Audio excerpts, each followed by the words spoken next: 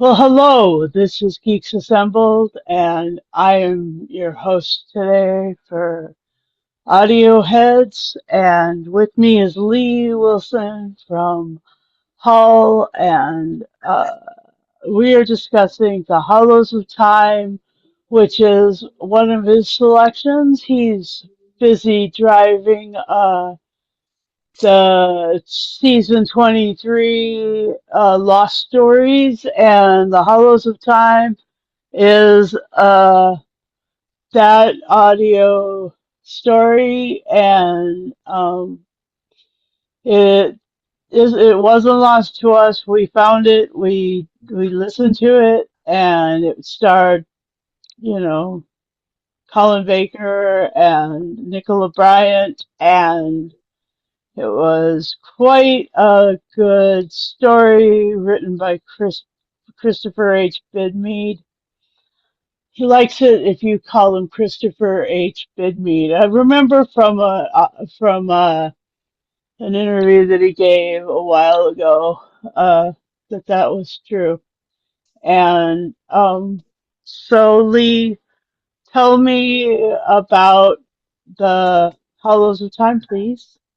Yeah, this is this is the fourth one in the Lost Season releases. As you said, Christopher H. Bidmead, who we recently lost. I Um, know. yeah, this Mm. one is a set in an English village, as you do. I mean, Doctor Who always had good stories set in English villages and churches and stuff like that. And this one's no different. In Hollowdean. Hollowdean, yes. Um, I wish though, because they did do this on the other cover of the one of the lost stories. Okay, we know the stories, but sometimes people don't know what's in the stories, and I wish they won't give away things on the covers of the stories, Oh yeah. especially this one, because plain as day, there's tractators on the story on the cover, which Huh. which were last seen in the TV episode story Frontios. Uh, Frontios. That's right. yeah, just I just wish they would keep things back and not give so much away on covers.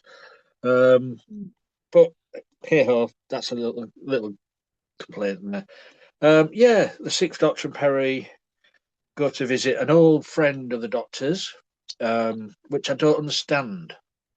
The Reverend, is it Fox? Reverend Foxwell. Foxwell, or Foxy as the Doctor calls him. Now, I don't get this one because Foxy knows the Doctor, but how does he know that Doctor when Peri's with him and she's been with him since the Fifth Doctor? And there's been no adventure with Foxy before Up this. till that. Yeah. Yeah, you would have thought if he'd never seen the Sixth Doctor before, there would have been "Who are you?" or "I don't recognise you," but no, straight away, "Oh, Doctor, how are you doing?" Um, so yeah, I don't get where this meeting with Foxwell has happened. I don't either. But there again, we did have that problem with the face of evil, didn't we? Hmm. With the face of the Doctor on the mountains because he'd been there. Well, hold on a minute, he hadn't been there. But here ho. But apart from that, it's an enjoyable story of church fates, jumble sale. His old friend used to work with Turing, Alan Turing, back in the day. You know, the code breaker and all like that. And yeah, and this is all about a strange character controlling the events of what's going on, but everybody thinks they've known him for years. Hmm. Professor Stream, Hmm. played by David Garfield, who'd also been in Doctor Who on TV. Um, yeah, he's controlling it, and he's got the tractators. A Eventually, when we few of found, them. yeah, but the main tractator, which was the Gravis, which the Fifth Doctor in the TV series had dropped off on another planet to keep him away from the other tractators. Um, Because they aren't they a bit rubbish yeah, without the Gravas? he's the one, the controlling force Yeah. between. Yeah, is it, what do they call it? Is that like a gestalt thing? Yeah. Yeah. Um, so yeah, without that, that's what they're looking for. They want to find the location of the Gravis, to bring the plan together to create the the the thing. Form. That's a technical term. The thing. Uh, It must have but something to do with gravity because they are all good with that gravity stuff. yeah, but yeah, I enjoyed it. It's a very mixture of science fiction in an English village, um, with you've got your a strange chauffeur of the professor's, his name Steel Specs, Uh-huh. and you've also got, who else have we got here? Jane, who's very mysterious as well. Mrs. Streeter, the busybody, Uh-huh. Always got that. and the small boy Salmon, who originally sees these creatures and creates a costume for the fate. Um, we, I mean, fascinating fact though that Mrs. Streeter and Salmon are played by the same person, Uh-huh. Susan Sheridan. Yeah. So you wouldn't never guess though that Salmon was was a Susan. Great acting, but Hmm. yeah, I enjoyed it. It didn't it didn't lose pace. It was quite fast paced. The Doctor got separated from Peri, and that's the best way of doing Doctor Who. Separate the companion and the Doctor, and they've got two threats. Then. So back to you, Susan. Oh, all right. Well,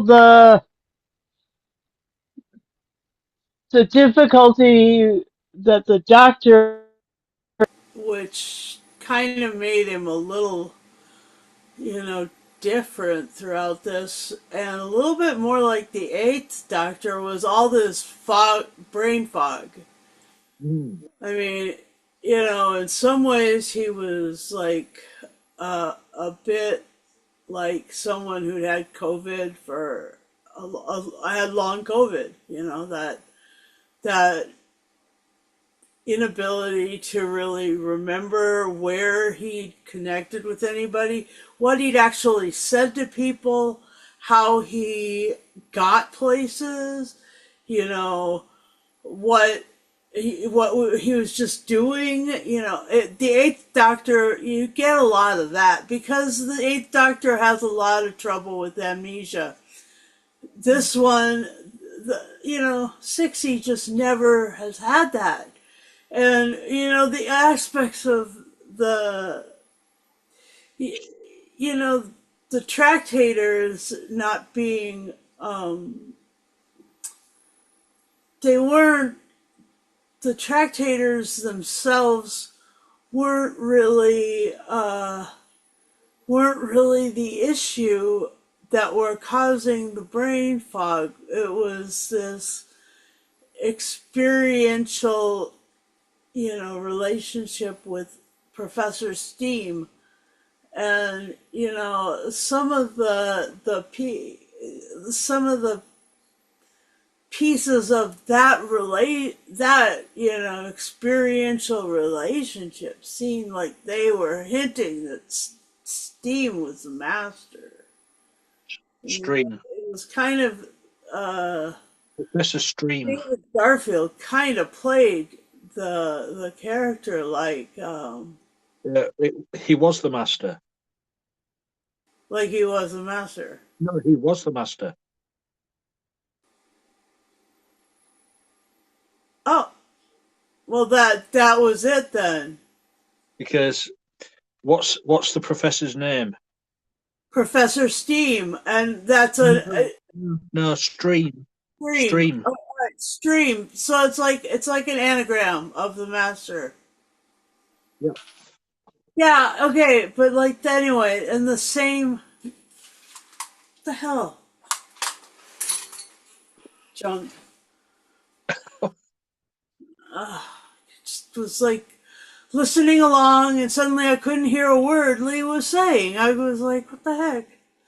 Dumb, dumb headphones. Anyway, so the professor stream. It's an anagram of the master. Yeah, but you don't. They didn't have rights or some junk, and so like you get that in the interviews at the end. Like there was an issue, Yeah, and Pete Mead wanted it, and so it was written that way. It was gonna be okay because they were like, if it was gonna be televised, there wasn't gonna be any problem with it. So, but due to the anyway, we've enjoyed this because you got that sense of reality in it. And so Professor Stream and Reverend Foxwell were were like perhaps thought of as two, like Foxwell had been with the master before, and that's what I was getting out of it. But you just you're like in this place of like seeing that maybe Foxwell was what like the face of evil. I get that. I totally get that. Like we'll just go with that thought, okay? So the other thing that was really interesting was Simon, creating all of these little animals, or action figures basically of tractators. What did he call them? He called them sand creatures. And he was like, this is the way they look. And the Doctor and Peri are like, Perry's like, this is really fun, you should show the Doctor this. And then he showed the Doctor, and the Doctor's like, I remember those, but he was still fog brained, and he's struggling. And that was really interesting because it was just his prior incarnation, okay, just in front of us. Wasn't six. I mean, yes, he had trouble with Bessie, and that's why when they melted the car together with the TARDIS, the car being the Master's TARDIS, of course, he was struggling remembering Bessie. But the Bessie wasn't the only car there, or the only. It wasn't just about Bessie. It was about Foxwell too, and well, about the tractators themselves. The tractators were encased in those petroglyphs, and like put up sort of like a henge. You know, mm, well, what do you do in a village in England? You build a henge, okay? So that um, that was fun. Anyway, I, back over to I you. I get that the Doctor and Foxwell were being influenced by Stream, but to uh, because they believed they'd met him before, but they never had. He was influencing, and what's the Master good at? Hypnotizing and influencing thought and all like that. And I think that's what the Doctor and Foxwell was under the influence of. So that's why, the Doctor's brain fog, he couldn't remember certain things until it was a bit too late. Things were coming back slowly, but they were being blocked out by Stream's influence, I think. Hmm. So that's what I take from this. Yeah, and Steel Specs, he's like, "Oh, you're a robot," and he's like, "I had a robot. I had a robot dog," Yeah, and this was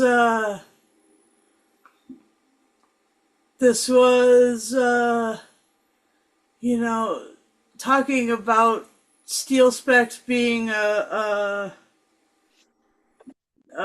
chauffeur of sorts, Yeah, and that's why he needed the robot to be able to handle the gravitic effects. I think because gravity was all that's really the big part of the tractator reality was that he built that circle like just like we did in Frontios. It's all a big circle. like a gravity engine. Gravity engine, yeah. And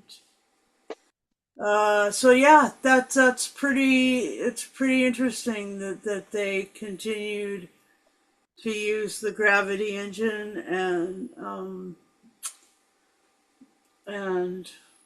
that he knew how to get the gravis. So go ahead, Lee. Favorite stuff.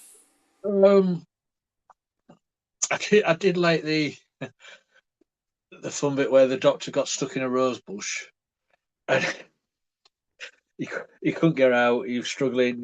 Perry helped me, Perry, and then eventually Perry just turned and said, "Why don't you just take the coat off?" The Doctor's supposed to be so high IQ. You know, just take the coat off. Oh yeah. But yeah, I just like the feel of this one. As I say, I like stories where they're set in just quaint English villages, um, and things like that. It doesn't always have to be. This is what annoys me. It's not London because for the TV series, it's always in London, isn't it? Hmm. Yeah, I'd say 90% of the time, London. Um, this one is in the countryside somewhere, and a breath of fresh air, really. Um, and you'd never expect a group of tractators to be wandering about an English village, would you? But I did like this the mystery of Professor Stream. But you could tell it was supposed to be the Master. Yeah, Um, but as I say, they couldn't use the character at the time. you could really tell, But as I say, David Gaffield did an excellent job playing the villain. and he did sound a lot like Ainsley. Yeah, yeah. I mean, David Garfield. I mean, he'd been in what was it, the War Games and Face of Evil, of course, Uh-huh. which we mentioned earlier. Yeah, it's a good story, solid story, and that's what you used to get from Christopher H. Mead. He was quite. He was the scientific writer. He was. I mean, Legopolis, Castrovalva. It was all very scientific. This one, it was scientific, but more into science fiction as well. This one, Hmm. but I did like it. Yeah, it's a nice addition to those stories. And I love the car being the Yeah. that was and driving the car through space. I mean, I you know that one Fast and Furious series Yeah. ends up with a car driving in space. We're gonna have to do that series at some point, just because we're gonna need a laugh. But oh my Yeah. gosh, hilarious! But yeah, so that's all I think I can offer on this one, Susan. All right, well, yeah, well, Christopher H. Bidmead did did write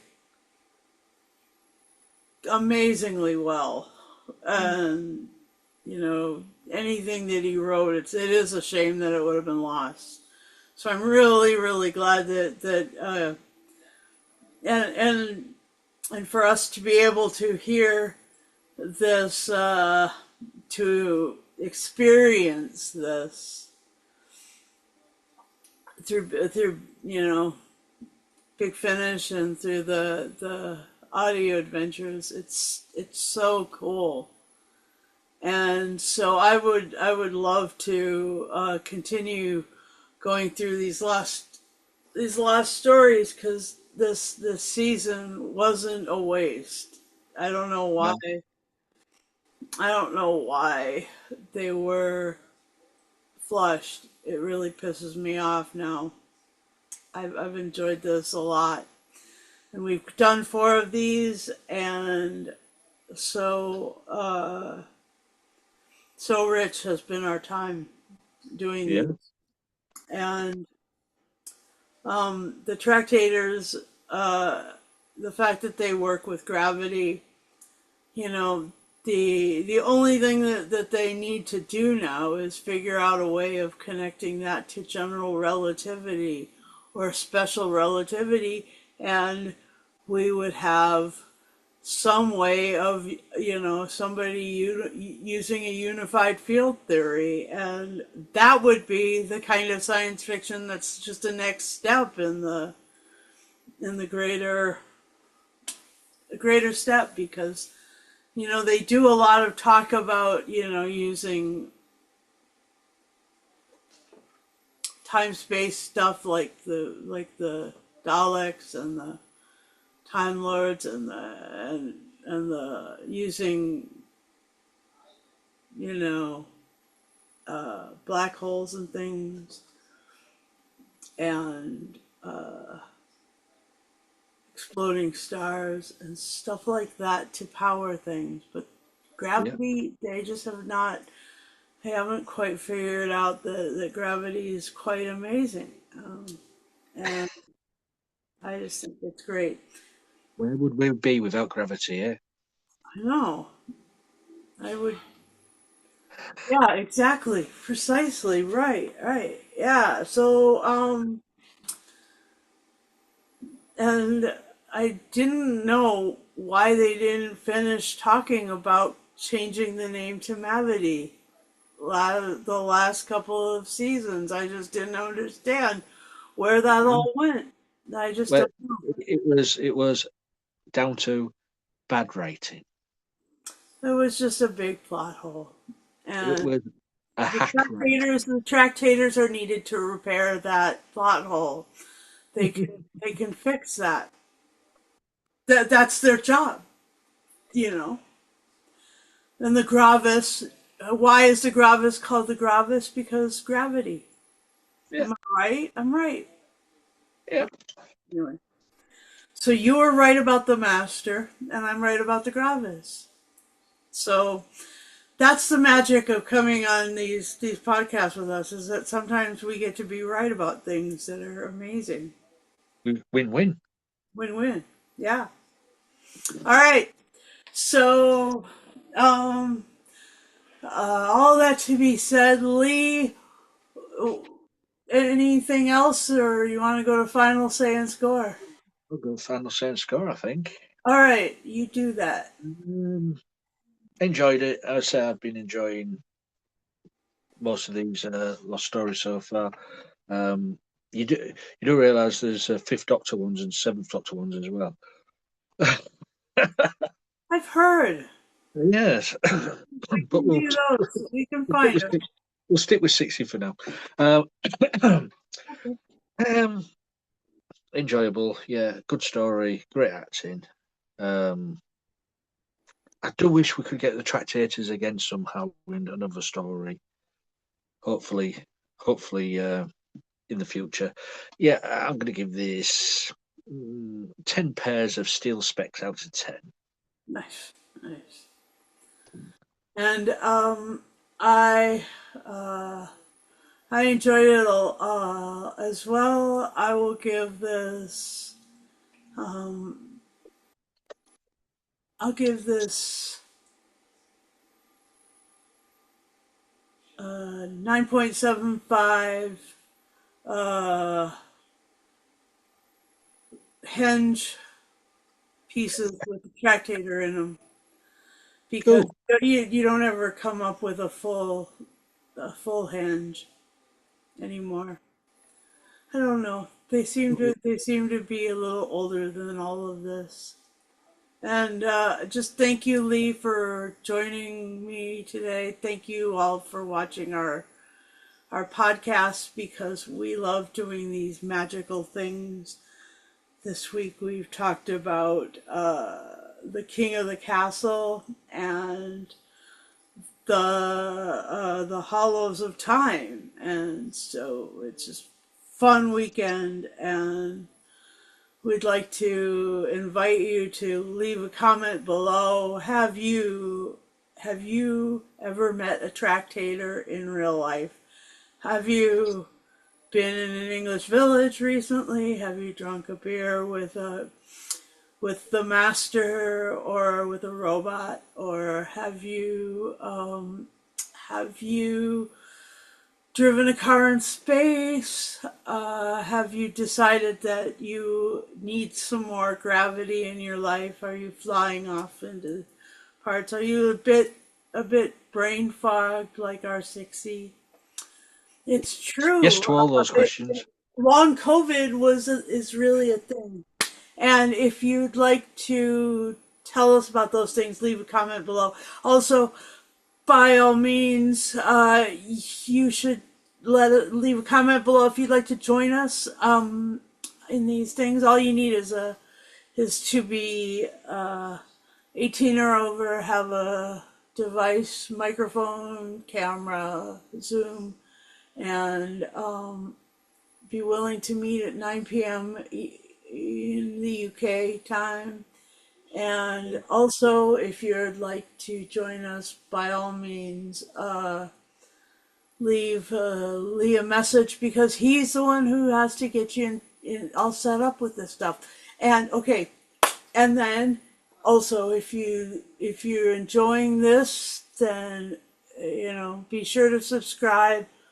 You can like our videos, and if you want to, you can with the subscription, hit the bell notification, and you'll hear about our premieres as we premiere our videos.